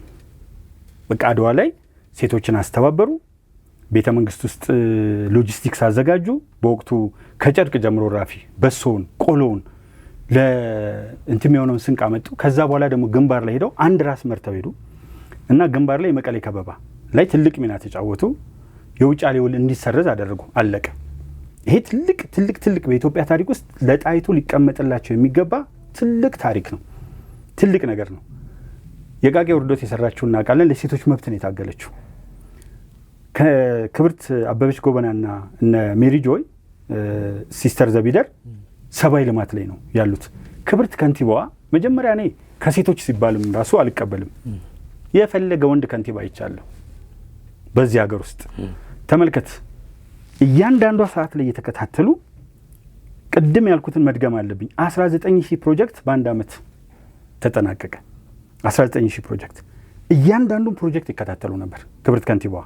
የሚገርመው አንዱ ትልቁ ነገር እሱ ነው። ሁለተኛ በትምህርት ቤት እንደኔና እንዳንተላለፈ የተማሪዎች ምገባ ማለት የተማሪዎች ዩኒፎርም ማለት ምን አይነት ሪሊፍ በዚህ የኑሮ ውድነት ሁኔታ ውስጥ ምን አይነት ሪሊፍ እንደሆነ እናውቃለን። 380 ሺህ ቤቶች ተጠናቀው ቤቶች ናቸው ልብ አድርግ ተጠናቀው ሄዱ። 3 ሚሊዮን የስራ ዕድል ተፈጠረ። 28 የጤና ጣቢያዎች የጤና ተቋማት ተመረቁ። 14 ትምህርት ቤቶች ከ1000 የመማሪያ ክፍሎች ጋር ተመረቁ። እንደገና ይሄ ልጆችን ገበታ ለሀገር ምንድነው ማዕድ ማጋራቱ የሌማት ትሩፋቱን የኮሪደር ልማቱን ከታሪክ ጋር ያለውን ነገር ስትመለከት ክብርት እቴጌ ጣይቱ በአንድ የታሪክ ሂደት ላይ ነው የምናገኛቸው። ከአድዋ ጋር ተገናኝተው ከጅምሩ እስከ ፍጻሜው ከአድዋ ጋር ነው የምናገኛቸው። እነዚህ አንደኛ የአድዋን ታሪክ ጠብቀው አድዋ ሙዚየም ተሰርቶ በአፍሪካ ትልቁ የሳይንስ ሙዚየም ተረጋግጦ ከንቲባውን ታያለህ ማን ነው ክቡር ጠቅላይ ሚኒስትሩን ቀጥታ ስለሚመሩት በዛ ውስጥ ግን በዋናነት ስራውን እንዲፈጽሙ የተሰጣቸው እሳቸው ናቸው። ጥቃቅንና አነስተኛ ፕሮጀክቶች እናውቃለን። አሁን ግን የአዲስ አበባ ከተማ ልማቱን ወሰደው። ካዛንቺስ ምን ትመስል ነበረ? ምን ደረጃ ላይ ደረሰች? ልደታ ምን ይመስል ነበር? ልደታን እንኳን ልቶ 4 ኪሎ ምን ይመስል ነበር? ፒያሳ ምን ይመስል ነበር? ከዛ በኋላ ደግሞ የነገዋ ሴት የሚባለውን ፕሮጀክት ተመልከተው። ለሀገር ዋጋ የከፈሉ ሰዎችን ሄዶ መጠየቅ ነው። አመራሩ በሚገባ እየተገመገመ ድሮ በኔትወርክ የሚጠላለፍ አመራር ነበር። ከፍተኛ አመራር ስለነበር ቋቀዋለሁ። በኔትወርክ የሚጠላለፍ እርስ በርሱ በግምገማ የሚሰባበር አመራር ነበር። አሁን ግን ግምገማ ሰዎችን ለማረም በዛ ቦታ ላይ ብቃት ከሌላቸው ብቃት ወዳላቸው እንደ አልጋ ላይ የሚጠብቁ ብሎኖች አሉ። አንዱ ትልቅ ብሎን ነው፣ አንዱ አነስተኛ ነው። የሚያጠብቅበት ብሎን ላይ በማድረግ በመደገፍና ኔትወርክን በመበጣጠስ ከምንም ነገር በላይ ኮራፕሽን አዲስ አበባ ላይ በከፍተኛ ደረጃ ባይቀንሱ የለም አልልም፣ ግን ኮራፕሽንን በከፍተኛ ደረጃ ባይቀንሱ ኖሮ የክብርት አዜብ መስፍን ነገር ነበረ። የቀድሞ ጠቅላይ ሚኒስትር በቢሊዮኖች መዝረፍ ይቻል ነበር። ግን ይሄ ሁሉ ፕሮጀክት የተሰራው በመጀመሪያ ደረጃ ኮራፕሽን በመቃሉ ነው። ሁለተኛ ቢሮክራሲው ጋር ስንሄድ አሁንም አንዳንድ ቦታዎች ላይ ሄዳለሁ። ደለብሬት እየሄድኩ ነው። ታይት ወይም ኢንተንስ ቢሮክራሲ እንዳይኖር መታገል አለ። ትልቅ ትግል እየተደረገ ነው። እንደውም አንዳንዴ በሚዲያ ላይ ራሱ ባለ ጉዳይና ተበደልኩ የሚል እና አገልጋይ አስፈጻሚውና ፈጻሚውን ከባለ ጉዳይ ጋር በማገናኘት ፊት ለፊት ቦልድ የሚሄዱበትን ርቀት ስታይ ትገረማለህ። ባጭሩ ክብርት ከንቲባዋን ለማወቅ አዲስ አበባ ማየት ነው። ክቡር ዶክተር አርከበ ቁባይ ቀደም ያነሳዋቸው በጣም ያደነቅናቸው ጥቃቅንና አነስተኛ ላይ በሰሩት ነገር። አሁን ግን ጥቃቅንና አነስተኛ እኮ አይደለም ፕሮጀክቶቹ። የኮሪደር ልማት ምንድን ነው የሚያስብ ሰው ካለ አዲስ አበባ ውስጥ የመጡ አጠቃላይ የመንገድ ኢንፍራስትራክቸሮች ምን ይመስላሉ? የድልድዮች፣ የእግረኛ መንገድ እኔ አውሮፓን ዞሬ አይቻለሁ። ንግግር ብቻ ያደረኩት ስቶክሆልም፣ ፓሪስ፣ በርሊን፣ ኑረምበርግ፣ ፍራንክፈርት፣ አምስተርዳም እነዚህ ቦታዎች ንግግር አድርጌያለሁ። ግን ኦልሞስት ኦል አውሮፓን ከአንድ 3 ሀገሮች በስተቀር አይቻለሁ። እንዲህ አይነት የእግረኛ መንገድ ያለበት ሀገር አሜሪካ በርካታ ስቴቶች ላይ ንግግር አድርጌያለሁ።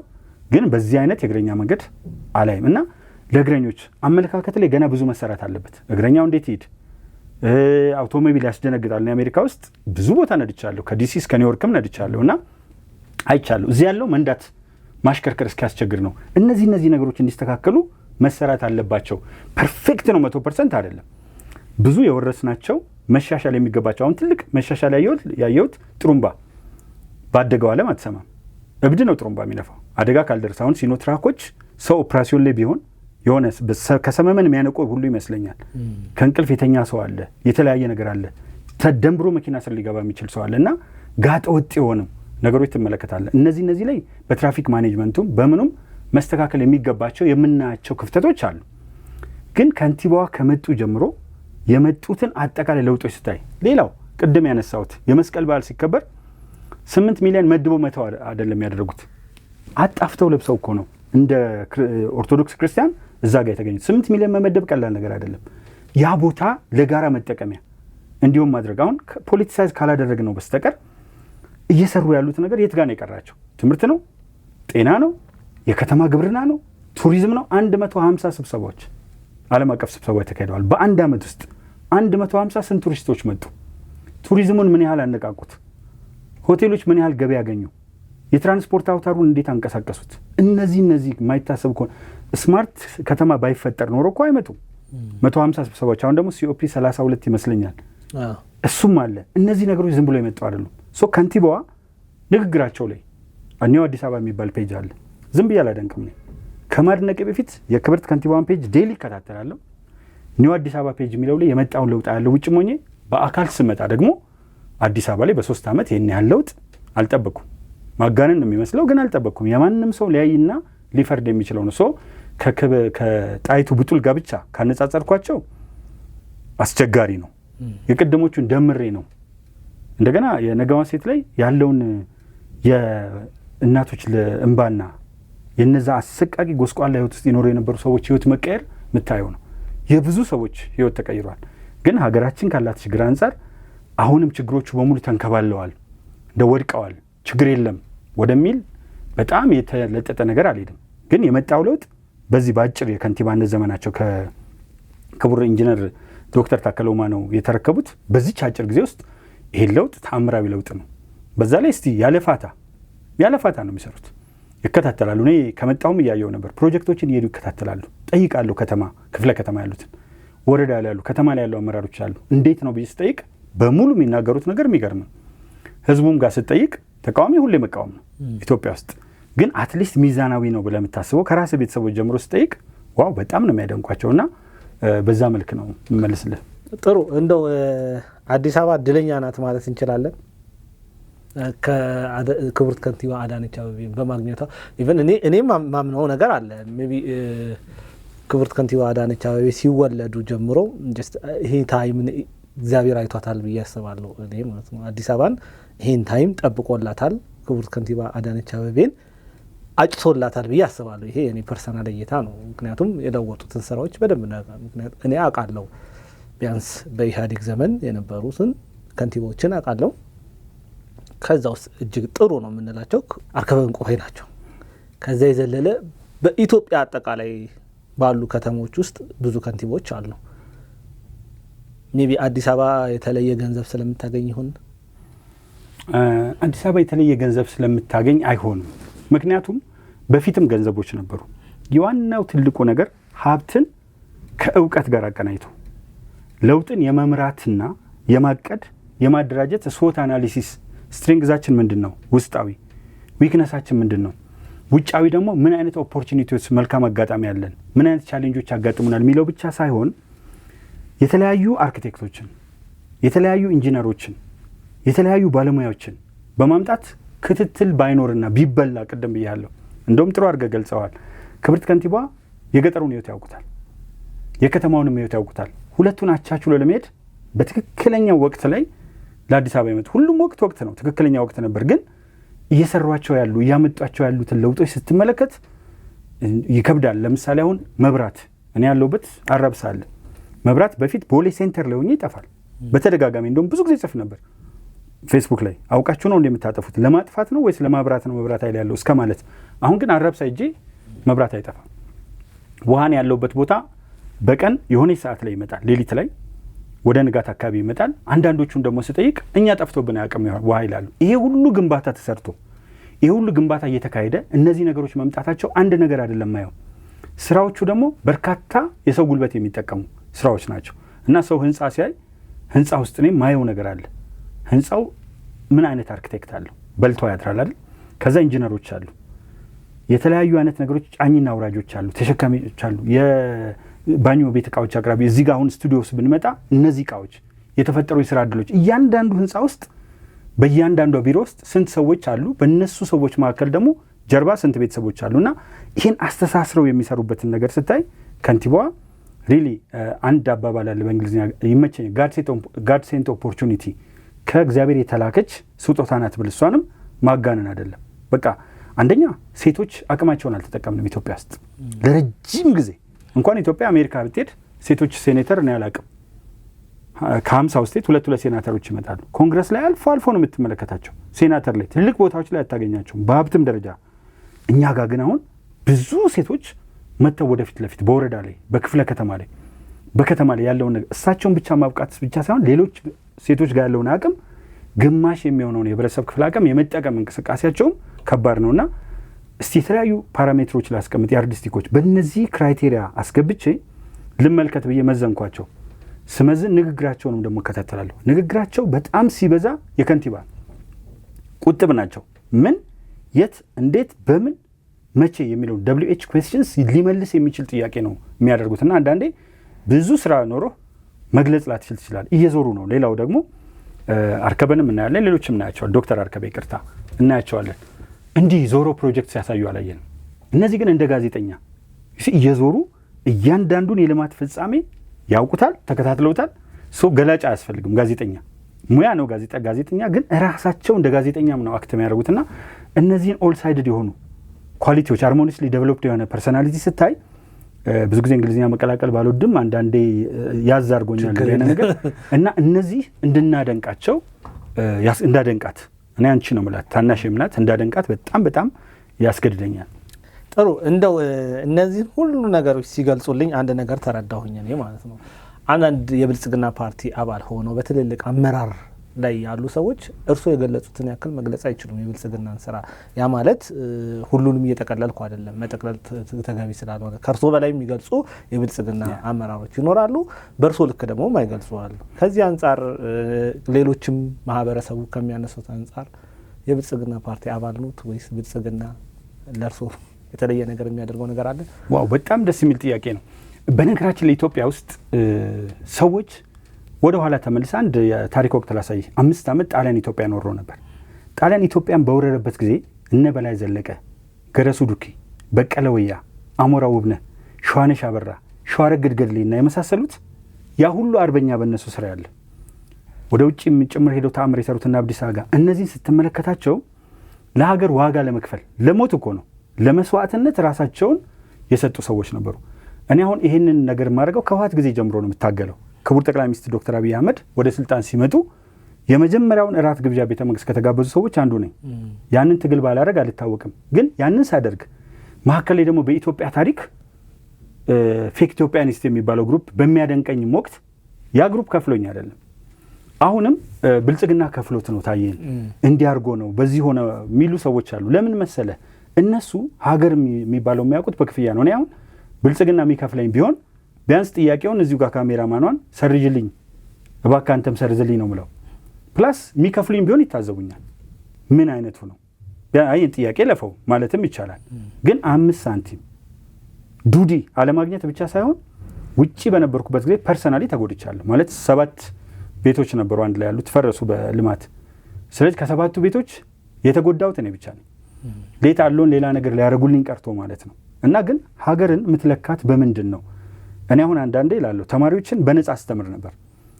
ቦሌ መሰናዶ ትምህርት ቤት ማንም ሰው ሊመሰክር ይችላል። ቅዳሜ ሁሉንም ሳምንት በዓል ከሌለ ከ2 ሰዓት እስከ 6 ሰዓት በነጻ ለቀን ተማሪዎች፣ ለማታ ተማሪዎች ደግሞ በነጻ ከ11 ሰዓት እስከ ምሽቱ 1 ሰዓት 7 ሰዓት ሁሉንም ቅዳሜ በነጻ አስተምር ነበር። አንድም ቅዳሜ ሳልዘል እግዚአብሔር ይመስገን አሞኛ አቅም በአስተማሪነት ህይወቴና ከፍለው ነው ወይ በዛ ላይ ክላስ ውስጥ በማስተምርበት ጊዜ አስተማሪ ከሌለ ለምሳሌ አስተማሪ በህመም ቢቀር በተለያየ ነገር ቢቀር ሮጦ መጥቶ እኔን የነካ ተማሪ ክፍል ይወስደኛል። ተማሪዎቼ ይመሰክራሉ፣ መምህራን ይመሰክራሉ። ፍሪ ፔድ እየፈለኩ እያሳደድኩ ናቹራል ሳይንስ ተማሪ ከሆነ ክፍት ያለው ሲቪክስ ገብቻ አስተምራቸዋለሁ። ሶሻል ከሆነ ሂስትሪ አስተምራለሁ ወይም የሆነ ነገር እና አእምሮ ላይ የሚሰራ ስራ እሰራለሁ። እነዚህ በነፃ የሚሰጡ አገልግሎቶች ናቸው። አሁን የማደርገው ነገር ለሀገር ከማደርገው አንጻር በጣም ትንሽ ነው። የህይወት መስዋዕትነት የሚሰጡ ሰዎች አሉ፣ የህይወት መስዋዕትነት የሚከፍሉ። እኔ ግን እዚህ ጋር አንደኛ ብልጽግና አባል አይደለሁም። ከመጀመሪያው በፊት የኢህአዴግ አባል ነበርኩ።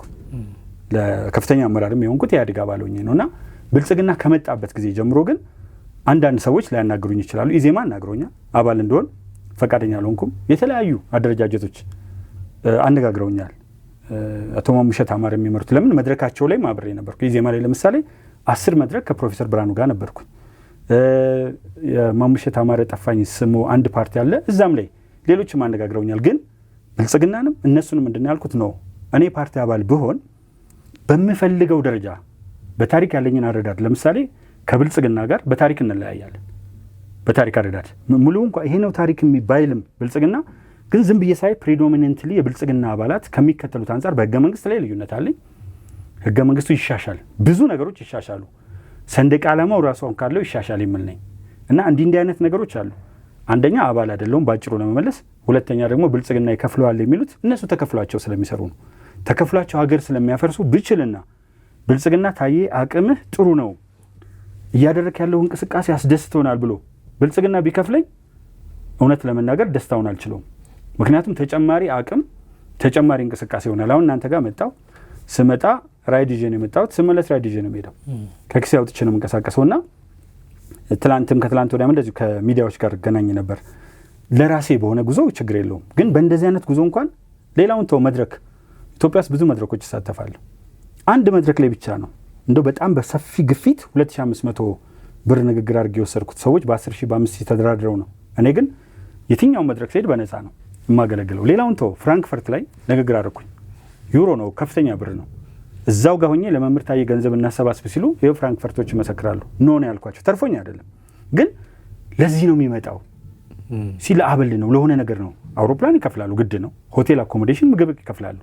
ያ እንትን አይደለም። ከዛ ግን እላፊ ሲሉ ነው ኢትዮጵያንን አግዟቸው፣ ኢትዮጵያንን እርዱ የሚል ነገር ነው ማድረገው። እግዚአብሔር ይመስገን እዚህም ያለው ብዙ ስራ ሰራ ነበር። ፓርታይምም ገንዘብ የማገኝባቸው ምንጮች አሉ። መጽሐፍም ጽፌ 5 ሚሊዮን ብር በድሮ ጊዜ 5 ሚሊዮን ትልቅ ነው እና በአንድ መጽሐፍ 5 ሚሊዮን ብር አግኝቻለሁ። እና ይህንን ስታየው ሰዎች የሚያወሩት ነገር ምን ማድረግ ነው የሚፈልጉት? እኔና የኢትዮጵያን ሕዝብ ያገናኘን የታሪክ አረዳዴ ነው። እኔና የኢትዮጵያን ሕዝብ ያገናኘን የፖለቲካ አመለካከት ነው። እነዚህ ተራ የሆኑ ነገሮች ላይ እንድትጠመድ ነው የሚፈልጉት። እሱን ዲፌንድ እያረክ ዲፌንሲቭ ሜካኒዝም ከያዝክ ምንድን ነው የምትሆነው? ቅድም ያልኩት ነው። ወደ እነሱ ዝቅታ ውስጥ ወርደ ትጫወታለህ። ስለዚህ ጨዋታውን ከፍ ማድረግ ነው። እንደ ንስር አሞራ በከፍታ ስትበር ቁራዎቹ ስለሚከፈለው ነው፣ ይሄ ሆኖ ነው፣ ያ ሆኖ ነው። ሌላ ቀርቶ ስመጣ የሚጠበቅ ነገር ነበር እና እነዚህ አይነት ነገሮች ራሱ አላጋጠሙኝም እና ኤክስፔክት አድርጌ የመጣሁት ነገር ነበረ፣ የሆነ ቻሌንጆች ምናምን። ግን እግዚአብሔር ይመስገን ይኸው 3 ሳምንት ጨርሼ ዛሬ 2ኛ ቀኔ ነው። ጥሩ። እንደው አንድ ጥያቄ፣ የኦሮሚያ ክልል ፕሬዚዳንት የሆኑት አቶ ሽመልስ አንድ ንግግር አድርገው ነበረ። ምንድን ነው ያሉት? እኛ ኢትዮጵያን ስንወዳት ኢትዮጵያ የሚሏት ኢትዮጵያን እንሙትላት ሲሉ የነበሩ ሰዎች ጠሏት፣ እኛ ኢትዮጵያን ስንወዳት አይነት ንግግር አይነት ተናገሩ። እውነት ስለተቃወሙ እነዛን ሰዎች ኢትዮጵያን ጠልቷል ማለት እንችላለን? ወል አጋጣሚ የንግግራቸውን ኮንቴክስትም ንግግራቸውንም አልሰማሁትም። ግን የሚለካው በምንድን ነው? አሁን ለምሳሌ በፊት ላይ ኦሮሚያ የነበረው አመለካከት ገዢ ሆኖ እየወጣ ያለው ኦሮሚያ አውት ኦፍ ኢትዮጵያ የሚል ነበር። የኦሮሚያ መንግስትን መስርት ኢቨን ስሙ አመሰራረቱ ከሌሎች ክልሎች ይለያል። ኦሮሚያ ብዙ ጊዜ ሰው አንስቶት አያውቅም። ትግራይ ነው፣ ክልሉም ትግራይ ነው። አማራ ብሔረሰቡም አማራ ነው፣ ክልሉም አማራ ክልል ነው። ሶማሊ ብሔረሰቡ ሶማሊ ነው፣ ሶማሊ ነው። አፋር ነው። ኦሮሞ ክልል ነበር መባል ያለበት። ኦሮሚያ ነው የሚለው አይተዋል። ኬንያ፣ ኢትዮጵያ፣ ታንዛኒያ እንደምትለው የሀገር ስም ይዞ ነው የወጣው። ያ ደለብሬትሊ በወያኔዎች እና በኦነጎች የተደረገ ነው። እንደ ሀገር ነው ስሙ ራሱ የወጣው እና አብዛኛው ሰው አንኖርም፣ እየተረገጥን ማንነታችን እየተካደ በቋንቋችን ሳንማር ሳንናገር ባህላችን ዝቅ ብሎ ታሪካችን ተዋርዶ በዚህ ሲቹዌሽን ውስጥ አንኖርም የሚል አመለካከት የኦሮሚያ ውስጥ በጣም ገኖ የወጣ ነበር። በኋላ ላይ ግን ታሪኩ መጻፍ ሲጀምር አድዋ ላይም በልኩ በቁመቱ ልክ በባህሉም 800 ሰው ኢሬቻ ገብቶ ከሚሞትበት በብዙ ቁጥር ወጥቶ በስርዓት አክብሮ የሚገባበት ሀገር የራሱ መሆኗን መመልከት ሲጀምር ኦሮሚያ ብቻ ሳይሆን ሶማሌ ክልልም አፋር ክልልም እነዚህ ቤንሻንጉል ጋምቤላ አካባቢ ተገፍተናል ብሎ ፐሪፌሪያል አስተሳሰብ የነበረው ሰው ሴንትሪ ፒታል ወደ መሆን ሴንተር ፉጋል ሳይሆን ወደ መካከለኛው እንትን መምጣት ጀመረና የመካከል ፖለቲካ ማራመድ ጀመረ። ሌሎቹ ደግሞ በተቃራኒው ጀመሩ። ኢትዮጵያ ለኛ እንደዚህ ናት፣ እናታችን አይደለችም፣ እንደዚህ አባት ሀገር እንደዛ ወደሚል አይነት ነገር ሄደዋል። ይሄን ነገር እንመለከታለን እና ዋናው ነገር እኔ ኢትዮጵያን ስላልወደዷት የሚል ነገር አላረግም። እነ ኤክስ እነ ዋይ ስለሚከፈላቸው ነው። ምክንያቱም ለምንድን ነው ሶማሊያ ያፈረሰችው? በጎሳ ነው የተጠቀሙት። ሶማሊያን ለማፍረስና እንደፈለገ ለማድረግ በጎሳ ነው የገቡት። ሱዳንን ለመጠቀም አቡሉል የሚባለው የራፒድ ሰፖርት ፎርስ ነን አረቦችን ግደሏቸው እያለ ነው ሄደው። ስለዚህ በየሀገሩ ላይ ታርጌት አድርገው ስለሚንቀሳቀሱ እነዚህ ሰዎች ኢትዮጵያን ቢወዷት ኖሮ እኔ ኢትዮጵያን መውደድን የምገልጸው የኢትዮጵያ ሕዝብ ለዘመናት በጋብቻ የተገመደ ነው። አንድ አዳራሽ ውስጥ ገብተህ እኔ ነኝ ያለ ሰው እኔ ሁለታችሁን እዚህ ያላችሁትን እና ስቱዲዮ ባለሙያዎችን አይቼ 3 ሆኖ 4 ብሔረሰባችሁ መናገር አልችልም እናንተ ካልነገራችሁኝ በስተቀር። እኔ ካልተናገርኩ እኔም ብሔረሰብ ማወቅ አትችሉም። ለምን? ለዘመናት ኢትዮጵያ ውስጥ ተጋምደዋል፣ እርስ በርሱ ተሳስሯል። ለሞት ሳይሳሳ አጥንቱን አብሮ ከስክሷል፣ ደሙን አብሮ አፍሷል። በአጥንታቸው ክስካሽና በደማቸው ፍላጭ ነው ኢትዮጵያን ያቆያት። ስለዚህ ኢትዮጵያን መውደድን የምለካው ብሔረሰቦችን በማገናኘት አሁን አንዱን ብሔረሰብ አጥላልተ ሌላውን ብሔረሰብ ከፍ ማድረግ ከጀመርክ ኢትዮጵያን አትወዳትም፣ አታውቃትም ኢትዮጵያን። ምክንያቱም በአንድ ቤት ውስጥ ያሉ ልጆች እኩል ካላያቸው ቤቱ ይበጠበጣል። ሌላው ሃይማኖት አለ፣ የኔ ሃይማኖት አለ። ግን የሌሎችንም ሃይማኖት አክብሬ አባቶቻችን ሳይማሩ ያቆዩትን የሃይማኖት የየራሳቸውን እምነት እያመኑ ግን የአንዱን ቤተክርስቲያን ሌላው የሚያንጽበት የአንዱን መስጊድ ሌላው የሚያንጽበት አይነት ሁኔታ እንዲፈጠር የሚሰራ ኢትዮጵያን ይወዳል። እና ሰዎች የወደዱት ምቾታቸውን፣ የስልጣን ፍላጎታቸውን፣ የገንዘብ ጥቅማቸውን። እኔ ይቅርታ አድርግልኝ እንደው እኔም ሄጄ ነበር ውጪ ለ3 ዓመት እና ኢትዮጵያን የመጨረሻ ከወደድካት ዜግነት አትቀይርም። ቃለ መሐላ እኮ ነው የምትፈጽመው። ለምሳሌ ኢትዮጵያና አሜሪካ አይጋጩም እንጂ ቢዋጉ እነዚህ ሰዎች የአሜሪካ ወታደር የሆኑ ኢትዮጵያዊ ዜጎች አሉ የነበሩ ትውልድ ኢትዮጵያ። አሁን ከማን ጋር ነው የሚዋጉት? ኢትዮጵያ ነው ይዋጓታል። ጥያቄ እኮ የለውም። ለምን? በዛ ህገ መንግስት መሐላ ፈጽመዋል። አብዛኞቹ ውጭ ያሉ ሰዎች መሐላ ፈጽመዋል። ሌላ ሰንደቅ ዓላማ ይዘዋል። ያንን ሰንደቅ ዓላማ ነው የሚያውለበልቡት ሰልፍም ሲወጡ ምንም ሲሉ። ኢትዮጵያውያንም መሀል ላይ ለማስመሰል የሚያደርጉት ነገር ከመኖሩ በስተቀር ዜግነት ቀይረዋል እኮ። እነዛም ይስቁባቸዋል። ለዚህ ነው አሁን ካሜሩኖች ዜግነት ቀይረው ሲሰለፉ አታይም። ጋናዎች፣ ናይጄሪያዎች፣ አልጄሪያዎች አታይም አሜሪካ ውስጥ ሰልፍ። ዲሲ ነበርኩ በደንብ አድርጌ ያውቀዋለሁ። 3 ዓመት ቀላል ጊዜ አይደለም። እያንዳንዱን እንቅስቃሴ ሰልፍ ባለ ቁጥር ያለው እዛው አሜሪካውያን ትራምፕን ተቃውሞ ሰልፍ ሲወጡ አይቻለሁ ወደ 5-6 ጊዜ። በተረፈ ግን ኢትዮጵያውያን ነን የሚሉት ያልሆኑት ትውልደ ኢትዮጵያዊ ናቸው፣ ዜግነታቸው ኢትዮጵያ አይደለም። እነዚህ ናቸው። ስለዚህ ኢትዮጵያን መውደድ እኔ ከወደድኩ እኮ ዜግነት አልቀይረም። ግሪን ካርድ ይዘህ አትሊስት እንደው ለተሻለ ኑሮ ነው የኖርኩት። ለተሻለ ኑሮ መርጣታል እኮ። ችግሯን እየተጋፈጠ ያለው ማን ነው? ወንድሜ፣ እህቴ፣ እነሱ ችግሩን እየተጋፈጡ ያሉት እነዚህ ናቸው። በዛ መልክ ነው ማየት ያለብንና እኔ ኢትዮጵያን ጠልተው ነው ባልልም፣ ነገር ግን አንተ የምትሰራው ድርጊት የምታደርገው ነገር ኢትዮጵያን የሚከፋፍል ከሆነ መሳሪያ ልከህ ወንድማማቾች የምታገዳድል ከሆነ አሜሪካ በሀሳብ የፈታች ከ1865 በኋላ አሜሪካ የእርስ በርስ ጦርነት የለም። ካናዳ፣ አውስትራሊያ የእርስ በርስ ጦርነት፣ እነሱ የተቀመጡበት ሀገር የእርስ በርስ ጦርነት የለም። እነሱ ግን መሳሪያ ልከው እያዋጉ መሳሪያ ይዘው የሚገዳደሉ ሰዎችን ኢንከሬጅ እያደረጉ ከአንድ ወጥ የሆነ በህገ መንግስት ከተቋቋመ ሰራዊት ውጪ በስመ መብት ጥያቄ ምን እያደረጉ ነው? ለህዝቡ ልተው። በስመ መብት ጥያቄ እንትን እያልክ ኢትዮጵያ እንዴት ነው የምትወዳት?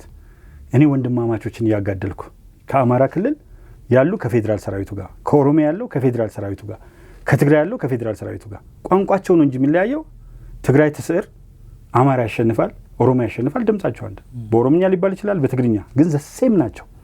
የአንድ እናት ልጆች እስኪመስሉ አመለካከታቸው በኢትዮጵያ ስም ለውጭ መስራት ነው፣ ኢትዮጵያን ማፍረስ ነው።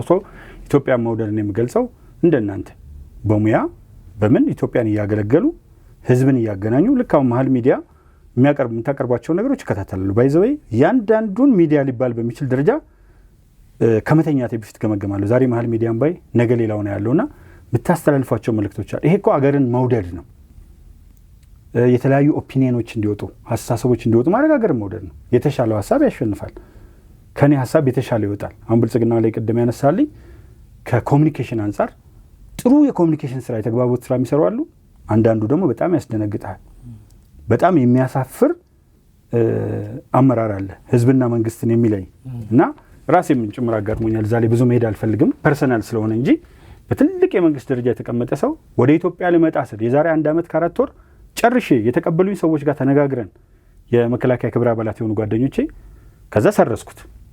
እዚህ ባሉ አመራሮች አሁንም ልመጣ ስል አንድ ትልቅ ፌዴራል ላይ ያለ አመራር እንዳልመጣ ውጣት ብለው እንዲወጣ ግን አድርገው ዘዴ ተጠቅመው ነበር። በድፍረት ነው የመጣሁትና አንዳንዴ ኮሚኒኬሽን ከመስራት ይልቅ ሆድና ጀርባ የማድረግ ስራ የሚሰሩ አሉ። አንድ እግራቸው ብልጽግና፣ አንድ እግራቸው ሸኔ፣ አንድ እግራቸው ብልጽግና፣ አንድ እግራቸው ፋኖ፣ አንድ እግራቸው ብልጽግና፣ አንድ እግራቸው ወያኔ ውስጥ የሆኑ ሰዎች አሉ።